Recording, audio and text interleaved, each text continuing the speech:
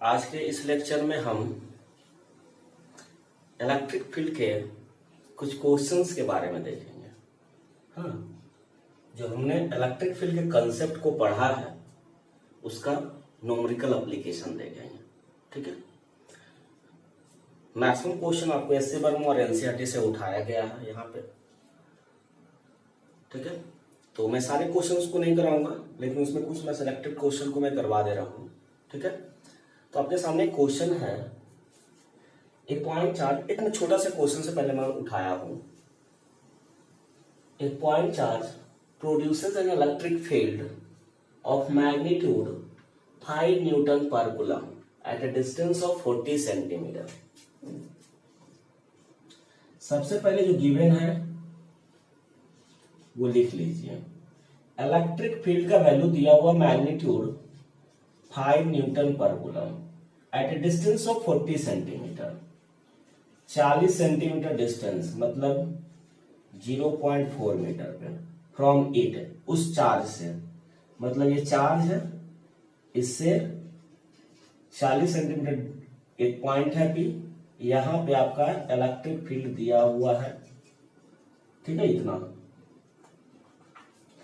तो बताना है कि वो चार्ज का मैग्नीट्यूड कितना होगा। ठीक है, ये चार्ज बराबर वाट।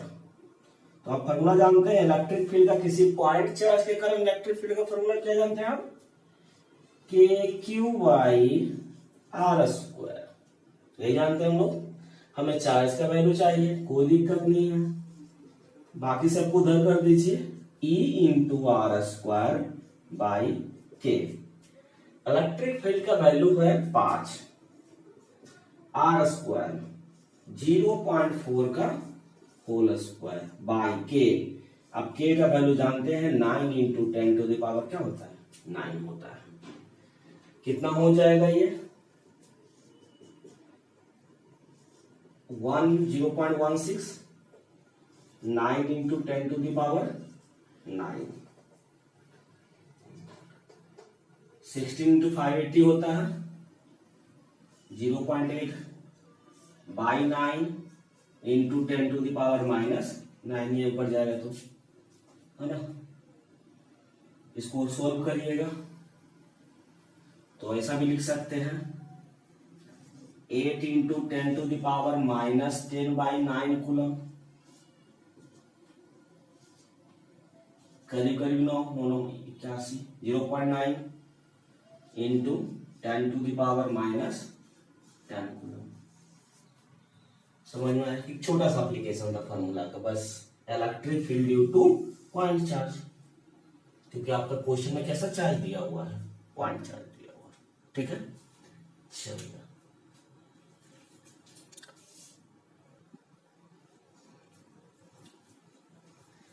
नेक्स्ट आपका क्वेश्चन है, a water particles of mass 10 milligram 10 mg and having a charge on 1.5 × 10⁻⁻6 coulomb stay suspended in a room। एक रूम है, यहाँ पे वाटर पार्टिकल सस्पेंडेड है, ये ना ऊपर जा रहा है ना नीचे जा रहा है। अगर नॉर्मली देखें तो इसको नीचे गिरना चाहिए इसके वेट के कारण, है ना। ये वाटर पार्टिकल अपने वेट के कारण किधर जाना चाहिए था? नीचे, क्योंकि mg वेट नीचे लग रहा होगा, लेकिन इस पे कुछ चार्ज है और ये Q कितना है? 1.5 × 10⁻⁻6। अब ये यहीं पे सस्पेंडेड है, ये यहीं पे रुका हुआ है, नीचे नहीं जा रहा है। इसका मतलब कोई ऊपर भी फोर्स लग रहा होगा, है ना। वह फोर्स इसमें, इस रूम में एक इलेक्ट्रिक फील्ड अवेलेबल है, तो वह फोर्स जरूर ऊपर लगा रहा होगा। ये अपर डायरेक्शन में फोर्स लग रहा होगा, तभी ये सस्पेंडेड है। तो इसका मतलब ऊपर डायरेक्शन में फोर्स लगा रहा है, तो इलेक्ट्रिक फील्ड किधर होगा? रूम में ऊपर की तरफ होगा, अपर डायरेक्शन में, तभी ये फोर्स लग रहा होगा। फोर्स बराबर Q × E, charge × electric field.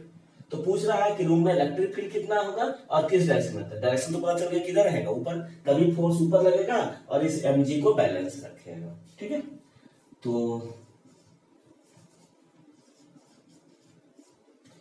हम जान रहे हैं यहां ये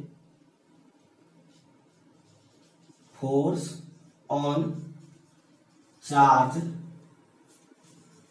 due to electric field balance करेगा उसके किसको, उसके वेट को बैलेंस करेगा।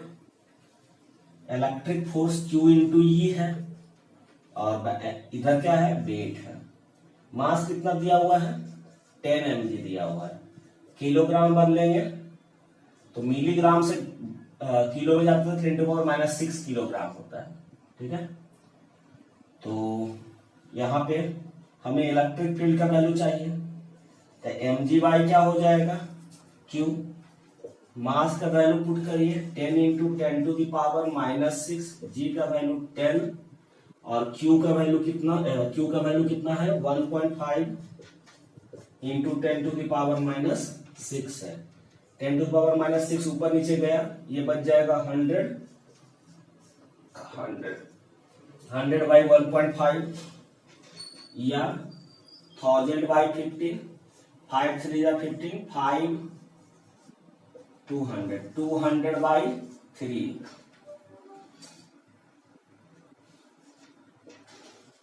7 न्यूटन पर कूलम आ जाएगा, 66.67 न्यूटन पर कूलम। और डायरेक्शन किधर, इलेक्ट्रिक फील्ड का अपवर्ड डायरेक्शन में, in upward direction.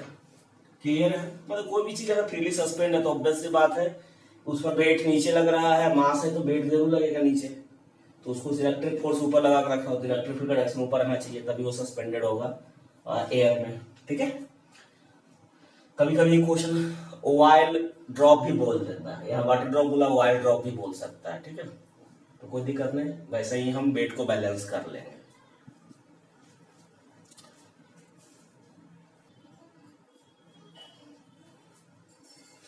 Next question है, 3 identical charges each of value 1 into 10⁻⁻8 coulomb है ना, 1 into 10⁻⁻8 coulomb are placed at the corner of equilateral triangle। एक equilateral triangle है, इसके कॉर्नर्स पे बराबर चार्ज रखा गया है। साइड लेंथ सबका बराबर है 20 सेंटीमीटर।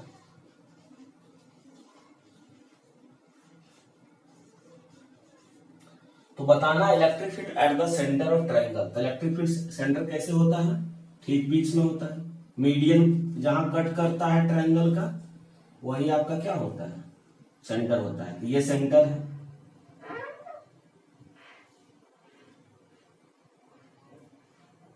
ये इसका सेंटर है। एक हम यहाँ पॉइंट बनाते हैं, बताते हैं आपको, ध्यान रखिएगा।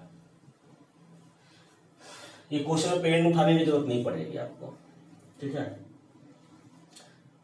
कोई भी अगर रेगुलर टाइप का बॉडी है, इक्विलैटरल ट्रायंगल हो जाए, स्क्वायर हो जाए और पेंटागोन हो जाए, हेक्सागोन हो जाए, ठीक है, एक रेगुलर टाइप का बॉडी है, अगर उसके सेंटर पे इलेक्ट्रिक फील्ड निकालना है तो जितने भी चार्ज हैं सभी के कारण नेट इलेक्ट्रिक फील्ड 0 होता है। क्यों, देखो आप इसको समझो, लेकिन चार्ज का वैल्यू कॉर्नर पे बराबर होना चाहिए। जैसे एक स्क्वायर है, ये भी चार्ज Q, ये भी चार्ज Q, ये भी चार्ज Q, ये भी चार्ज, इसके सेंटर पे निकालना है, सबका डिस्टेंस बराबर होगा, तो इसके कारण जो इलेक्ट्रिक फील्ड इधर मिलेगा उसके वही इलेक्ट्रिक फील्ड सेम वैल्यू यहाँ इसके कारण भी मिलेगा कि डिस्टेंस भी सेम, चार्ज भी सेम, तो इसके कारण जो इलेक्ट्रिक फील्ड मिलेगा इधर, इसके कारण इधर, दोनों अपोजिट डायरेक्शन में कैंसिल, इसके कारण इधर मिलेगा और इसके कारण इधर मिलेगा और बराबर कैंसिल हो जाएगा, क्योंकि डिस्टेंस भी बराबर, चार्ज भी बराबर। यहाँ पे भी कुछ ऐसा ही इक्विलैटरल ट्रायंगल है, तो यहाँ पे देखिएगा तो इसके कारण इधर मिलेगा, इसके कारण इधर मिलेगा और इसके कारण इधर मिलेगा। ठीक है, अब यहां समझ में नहीं आ रहा कि अपोजिट तो है नहीं, लेकिन हर एक के बीच में एंगल 120 होगा। ये भी E है, ये भी E है, ये भी E, तीनों बराबर हैं। इन दोनों का रिजल्टेंट निकालिएगा तो ठीक बीचों बीच मिलेगा 60। तो ये 120, ये तो 120 है और इधर ठीक बीचों बीच मिलेगा तो 60, तो ये जस्ट अपोजिट होता रहेगा और इन दोनों का जो रिजल्टेंट आएगा फिर इसी के बराबर आएगा। कैसे आएगा देख लेते हैं हम। मान लेते ये क्या है, ई डैश है, E dash is the resultant of E and E. चलिए ठीक है, पहले ई निकालते हैं। ये कोई भी डिस्टेंस मान लीजिए है, सबका डिस्टेंस बराबर होगा, ये आर मान लीजिए आप, तब के क्यू बटा क्या हो जाएगा, आर स्क्वायर, इलेक्ट्रिक फील्ड मिल गया। ई डैश रिजल्टेंट है किसका, ई और ई का, ई डैश बराबर हो जाएगा under root E square plus 2ई cos कितना डिग्री, 120 डिग्री, कितना हो गया 2e square plus 2e square, cos 120 का वैल्यू -1/2 कट गया, तो ये हो गया माइनस ई स्क्वायर, ये घट जाएगा तो बचेगा ई स्क्वायर, और रूट से बाहर निकलेगा तो कितना आया ई। तो इन दोनों का रिजल्टेंट ई डैश भी किसके बराबर आया, ई के बराबर, और इधर भी ई है इधर भी ई है, तो दोनों एक दूसरे को क्या करेगा, कैंसिल, तो नेट ई क्या मिल जाएगा, 0, इलेक्ट्रिक फील्ड 0 एट सेंटर। तो आपका अगर ऑब्जेक्टिव में क्वेश्चन होता है तो डायरेक्ट कंसेप्ट क्या बताया, इस सिमेट्रिक टाइप का फिगर वाला चीज, सिमेट्रिक टाइप के फिगर में अगर कॉर्नर पॉइंट पे, सभी कॉर्नर पॉइंट पे बराबर चार्ज है तो उसके सेंटर पे नेट इलेक्ट्रिक फील्ड हमेशा 0 होगा। क्लियर है?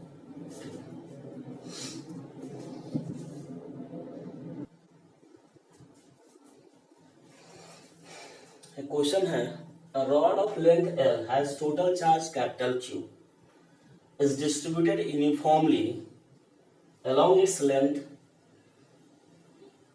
It is bent in the shape of semicircle. एक आपके पास रॉड है, इस पे यूनिफॉर्मली, इसका लेंथ L है, इस पे यूनिफॉर्मली सभी जगह चार्ज दिया गया है और इसको बेंड करके सेमी सर्कल बनाया गया है, बेंड करके सेमी सर्कल बनाया गया है। तो ये लेंथ पूरा L रहेगा, इसी रॉड को बेंड करके मैं बनाया हूं, इसका मतलब इसका जो पेरीमीटर है उसका L के बराबर लेंथ होगा, और सेमी सर्कल का पेरीमीटर होता है पाई आर। अगर इसका रेडियस मैं r मानता हूं तो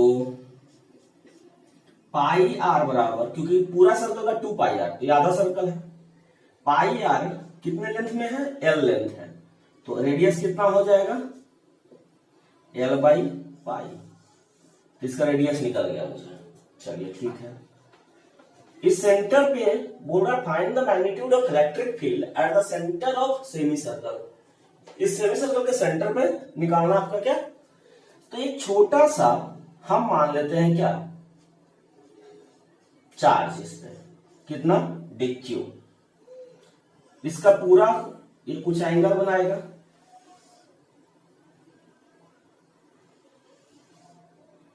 जो यहां से बना रहा है मान लेते हैं कितना एंगल, थीटा, और ये छोटा सा एंगल बना रहा है डी थीटा।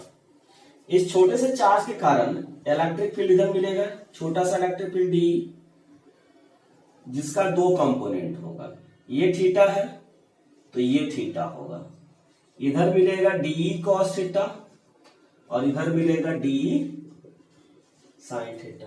क्लियर है यहां तक?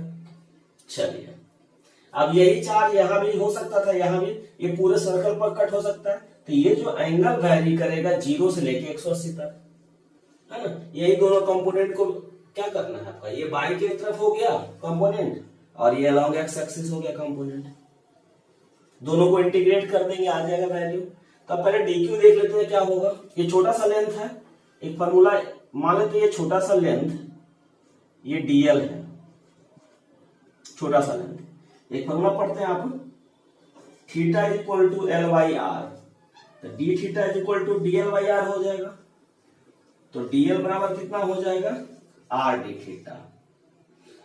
तो पूरे लेंथ में, एल लेंथ में चार्ज क्यू है, तो डीएल लेंथ में कितना होगा, है ना, तो ये छोटा सा डीक्यू निकल जाएगा। एल लेंथ में टोटल चार्ज क्यू है, यूनिट लेंथ में चार्ज होगा क्यू बाई एल, तो डीएल लेंथ में चार्ज होगा कितना, Q by L into DL, DL का वैल्यू यहां से पुट कर दिया जाए, तो क्यू बटा L into are d theta, यही आ जाएगा एक छोटा सा चार्ज डीक्यू। समझ में आया? तो इस छोटे से चार्ज के कारण ये स्मॉल इलेक्ट्रिक फील्ड डी कितना आएगा, ये निकाल लीजिए।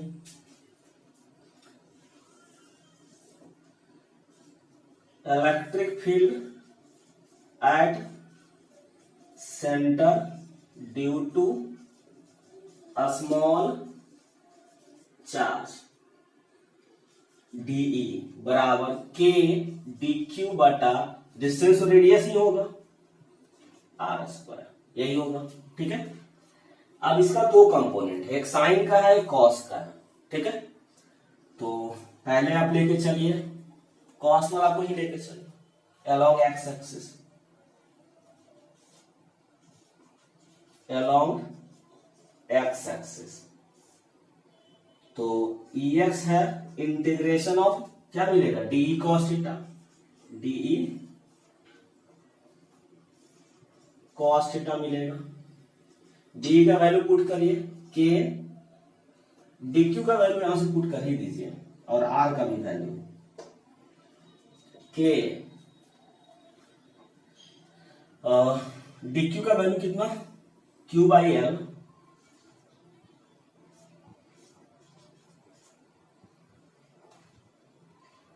आर डी थीटा, एक आर कैंसिल हो जाएगा तो के क्यू बटा आर एल डी थीटा आ जाएगा।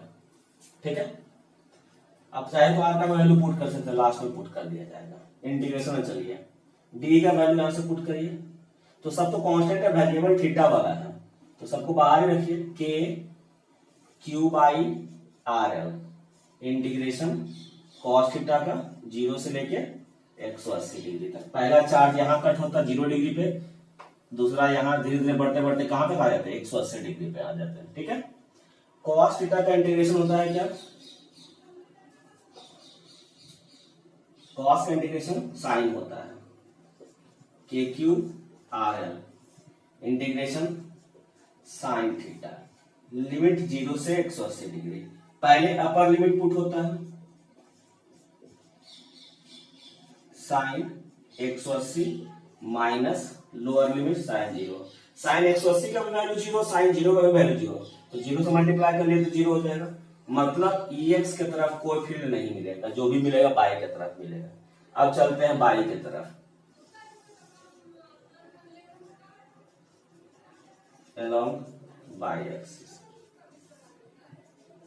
ये बाई क्या है, बाई की तरफ component D sine theta, D sign theta का इंटीग्रेशन वैल्यू पुट कर लीजिए, डी का के Q by R L integration sine theta D theta 0 से लेके 180 तक, के का वैल्यू पुट कर दीजिए 1/4 pi epsilon naught Q, r का वैल्यू क्या है L by pi into l, ये एल पाई से पाई कैंसिल हो जाएगा। साइन थीटा का इंटीग्रेशन माइनस कॉस थीटा होता है 0 से लेके 180 डिग्री तक। ठीक है, L इंटू एल स्क्वायर हो जाएगा क्यू बटा 4 epsilon naught L square, upper limit पहले माइनस लोअर लिमिट, तो माइनस माइनस प्लस हो जाएगा Q by 4 epsilon naught L square, cos 180 का वैल्यू -1 होता है, ये माइनस और एक और माइनस प्लस 1 हो जाएगा, और cos 0 पे भी 1 होता है, तो 1 + 1 2 हो जाएगा, 2 से 4 कट जाएगा 2 टाइम्स, तो इलेक्ट्रिक फील्ड बाई के लॉन्ग क्या मिलेगा क्यू बटा 2 एप्सिलॉन नॉट एल स्क्वायर, यही आपका मैग्नीट्यूड भी होगा, और एक्सिस बोलेगा तो बाई एक्सिस भी लिख सकते हैं, लेकिन आपको सिर्फ मैग्नीट्यूड पूछा है, तो आंसर में क्या लिखिएगा Q by 2 epsilon naught L square. ठीक है, तो इस तरह से इसको बनाते हैं हम लोग, सेम उसी को मोड़ के हम बेंड किए, इसलिए पूरा लेंथ पेरीमीटर के बराबर लिए, वहां से रेडियस का लेकर निकाले, छोटा सा चार्ज माने हैं तो छोटा सा चार्ज का वैल्यू क्या होगा, तो पूरे लेंथ में क्यू है इसलिए यूनिट लेंथ में, इसलिए छोटा सा लेंथ डीएल में क्या होगा, और है ना। अब डीएल का वैल्यू हम जानते हैं, फॉर्मूला जानते हैं, theta is equal to L by r होता है, तो वही डी थीटा डीएल, डीएल बराबर आर डी थीटा, तो डीएल की जगह पे r d theta, radius of d theta कितना मिला है। ठीक है, चलिए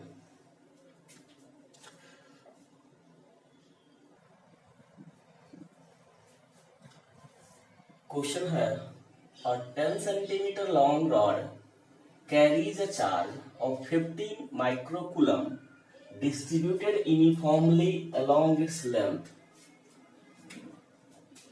एक चार्ज रॉड है जिसका टोटल है 10 centimetre. Find the electric field at a point 10 centimetre from the both and. दोनों एंड से 10 सेंटीमीटर दूर, मतलब कुछ ऐसा पॉइंट होगा।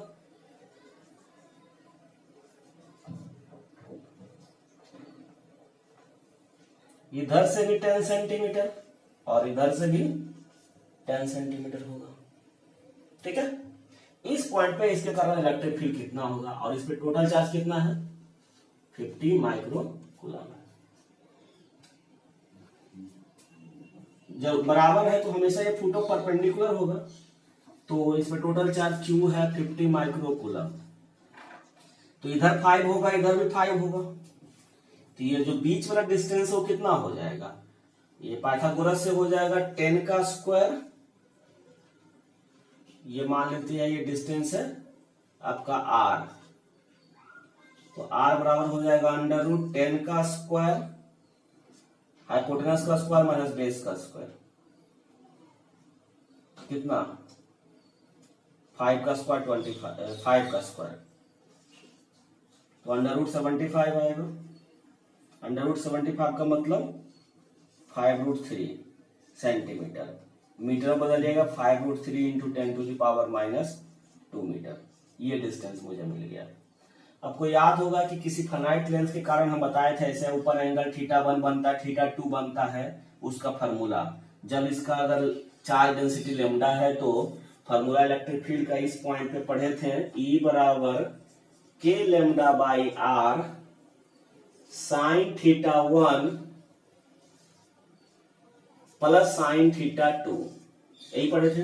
ऊपर का एंगल यहाँ तो बीच में बराबर बराबर एंगल मिलेगा, ऊपर भी थीटा तो नीचे भी थीटा, इसमें θ1 प्लस θ2, ऐसा कुछ पढ़े थे हम लोग, ठीक है। अब लेमडा चार्ज डेंसिटी था, तो पूरा लेंथ चार्ज डेंसिटी कैसे लेमडा निकलेगा, तो लेमडा बराबर चार्ज बाई पूरा लेंथ होगा। चार्ज कितना है 50 इंटू 10⁻⁻6 और लेंथ कितना रॉड का है 10 सेंटीमीटर। 10 इंटू 10⁻⁻2, 0 से 0 गया, 2 गया, 5 इंटू 10⁻⁻4 कूलम पर मीटर आएगा। तो ये आपका मिल गया क्या, लेमडा मिल गया, आर मिल गया, साइन थीटा। तो साइन थीटा इक्वल टू क्या होगा, परपेंडिकुलर अपॉन हाइपोटेनस, 5/10 कर लीजिए, सिंपल सा है। ये भी मिल गया, साइन थीटा बराबर क्या हो जाएगा 5/1/2। चलिए ठीक है, वैल्यू पुट करिए। k का वैल्यू 9 इंटू 10⁻9, लेमडा का वैल्यू 5 इंटू 10⁻⁻4 बाई r का वैल्यू आया 5√3 into 10⁻2 into 2 sine theta. Sine theta plus sine theta 2 sine theta होगा। 5 से 5 गया, ये 2 9 इंटू 10⁻, कितना होगा 2 माइनस 7 बाई√3 इंटू 2 साइन थीटा का वैल्यू 1/2 कर देंगे। इसको आप ऐसे भी लिख सकते हैं 3√9/√3 को 3√3 भी लिख सकते हैं, और 3 इंटू √3 का वैल्यू होता है 1.73 इंटू 10⁻7 मल्टीप्लाई करिएगा,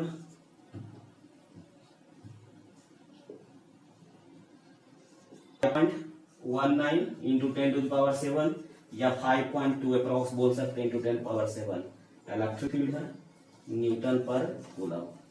तो ये आपको मैं बताया हुआ था, ये आप देख लीजिएगा, पीछे कॉपी में आपको मिल जाएगा, थ्योरी जब बता रहे थे वहां पे, ठीक है।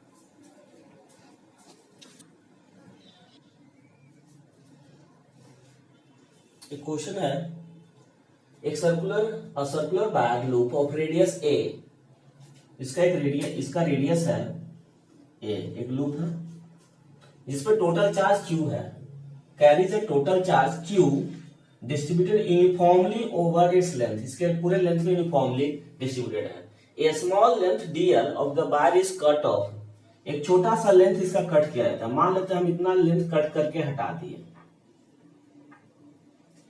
तो find the electric field at the centre due to remaining part. अब जो बचा हुआ इतना डीएल पार्ट हटा दिया गया है, तो जो बचा हुआ रिंग के कारण इलेक्ट्रिक फील्ड क्या होगा। हम जानते थे electric field at the centre zero होता है यूनिफॉर्मली चार्ज रिंग के कारण।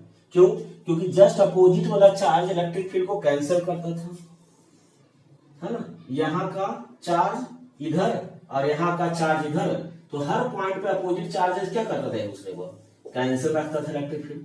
तो हमारा अगर कोई पार्ट निकाल दिए हैं तो उसके जस्ट अपोजिट वाले के कारण रहेगा इलेक्ट्रिक फील्ड, तो इसके जस्ट अपोजिट वाला चार्ज ये रहेगा, जस्ट अपोजिट वाला। अब इसी चार्ज के कारण जितना लेंथ इधर होगा उतने लेंथ इधर, उसी के कारण सिर्फ इलेक्ट्रिक फील्ड मिलेगा, बाकी इधर का और इधर का के कारण जस्ट अपोजिट में कैंसिल रहेगा।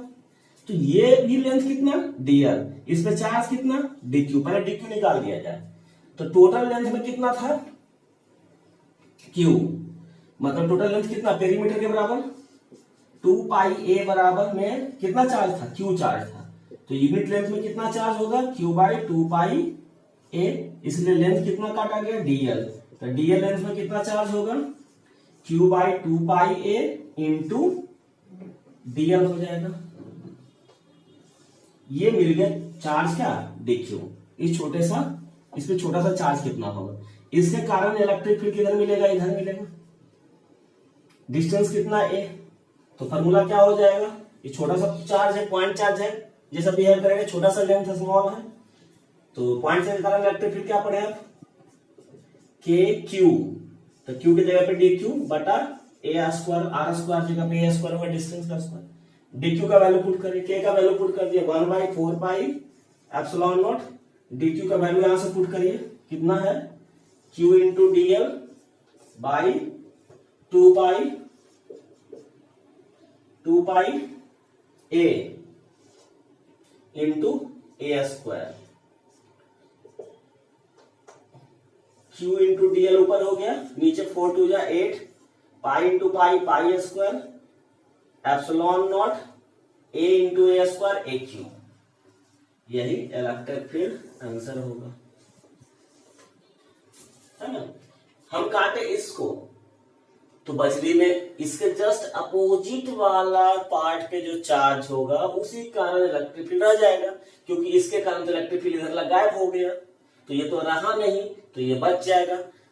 लेकिन इन सब के कारण क्या रहेगा, इसके कारण इधर रहेगा, इन सब के कारण इधर रहेगा, तो दोनों एक दूसरे को क्या रहेगा, कैंसिल रखेगा। ठीक है, चलिए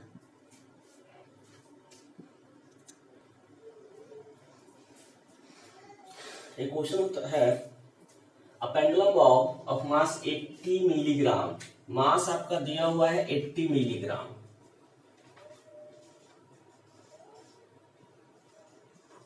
किलोग्राम में बदलेंगे तो 80 into 10 to the power minus 6 kg हो जाएगा, या 8 into 10 to the power minus 5 kg। तो चार्ज कितना रखा है 2 into 10 to the power minus 8 coulomb, is rest in uniform horizontal electric field का वैल्यू, इलेक्ट्रिक फील्ड का वैल्यू है 20 kilo volt per metre. Volt per metre भी बोल सकते हैं, मीटर पर कूलम बात बराबर है, किलो मतलब 10 पावर 3 एक 0 और 2 into 10 power 4 volt per metre, वही न्यूटन पर कूलम, दोनों एक ही चीज है। Find tension in the thread. देखिए ऐसा कुछ है कि एक बॉब है, इसको आप अभी ऐसे छोड़े थे बॉब में, लेकिन इसका मास नीचे लगेगा mg, तो इलेक्ट्रिक फील्ड हॉरिजॉन्टल डायरेक्शन में है, इधर से इलेक्ट्रिक फील्ड है ऐसा कुछ, तो इस पे चार्ज है तो फोर्स लगा, और फोर्स लगा तो इधर चला गया, तो कुछ ऐसा हो गया।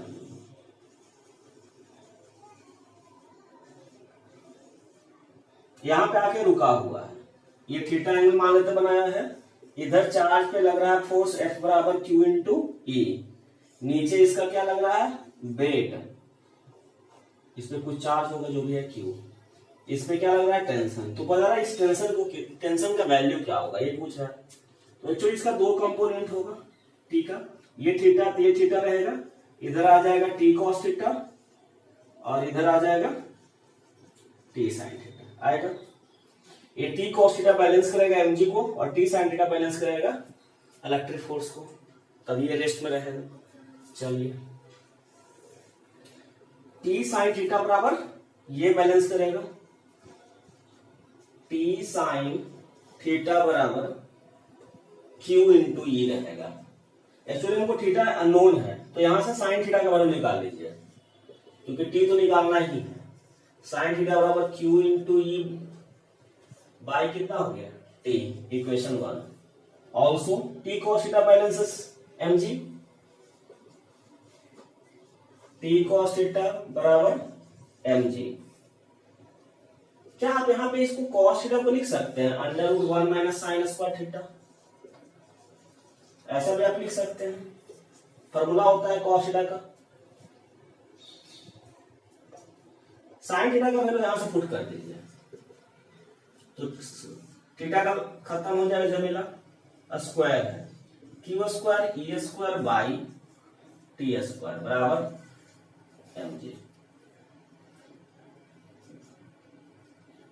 एलसीएम लीजिएगा, यहाँ टी स्क्वायर होगा, नीचे से टी स्क्वायर से बाहर निकलेगा टी, ऊपर नीचे टी कैंसिल रहेगा और अंदर में रहेगा under root T square minus Q square E square बराबर mg।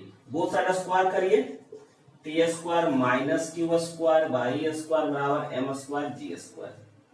तो टी बराबर इधर जाके प्लस में हो जाएगा और अंडर रूट हो जाएगा M square G square plus Q square E square. सबका वैल्यू यहाँ डाटा दिया हुआ है। मास पुट करिए, जी का वैल्यू 10 ले लीजिए, क्यू दिया हुआ है, इलेक्ट्रिक फील्ड दिया हुआ है, वैल्यू पुट कर दीजिए। टेंशन अप्रॉक्स 8.9 आया, ऐसे कुछ आएगा। अगर देखिए जी का वैल्यू अगर 9.8 लीजिएगा तो एग्जैक्ट आंसर आएगा जो बुक में दिया हुआ होगा 8.8 आएगा। अगर जी का वैल्यू 10 लेते हैं तो 8.9 आएगा। अगर 10 लीजिएगा तो 8.9 into 10 to the power -4 newton आएगा। कैलकुलेट कर लीजिएगा, इसका वैल्यू यहाँ से सारा डाटा दिया हुआ पुट कर लीजिए, ठीक है।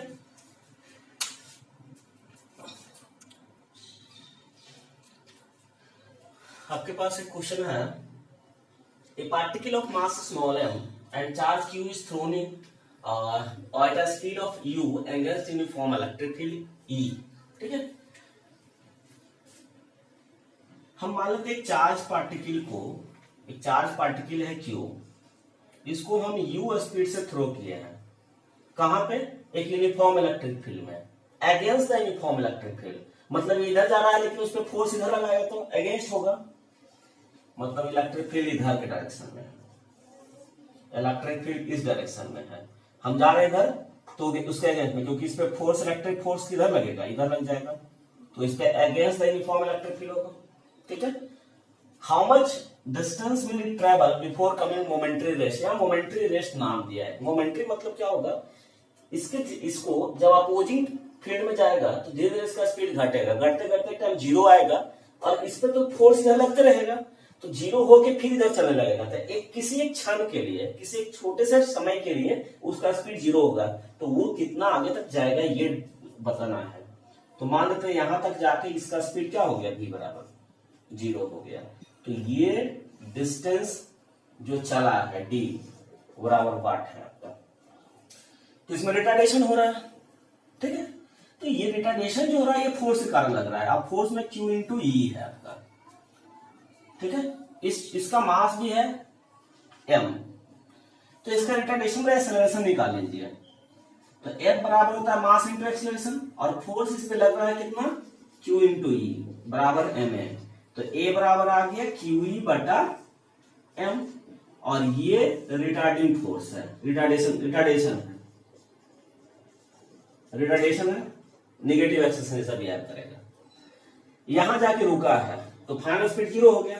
तो काइनेमेटिक्स का तीसरा formula, v square equal to u square plus 2as। Retardation हो रहा है इसलिए निगेटिव में, ठीक है। v 0 हो गया, इनिशियल स्पीड u था, एक्सेलरेशन QE बाई m, और जो डिस्प्लेसमेंट हुआ d ये तो निकालना है, इसको इधर ले आइए, 2QE by M into D बराबर कितना हो गया, यू स्क्वायर। तो डी इज इक्वल टू सब इधर चल जाएगा, M you square by 2QE, यही डिस्प्लेसमेंट होगा। क्लियर? ठीक है। नेक्स्ट लेक्चर में हम लोग जो प्रॉब्लम करेंगे वो होगा गॉस लॉ का। ठीक है, तो नेक्स्ट आपका वीडियो जो आएगा वो गॉस लॉ के एप्लीकेशन पे आएगा, वहां से हम न्यूमेरिकल कैसे सॉल्व करेंगे ये हम लोग देखेंगे। कुछ उसमें क्वेश्चन जो देखेंगे वो नीट का भी देखेंगे, मेंस का भी देखेंगे। ठीक है, चलिए, थैंक्स फॉर वॉचिंग।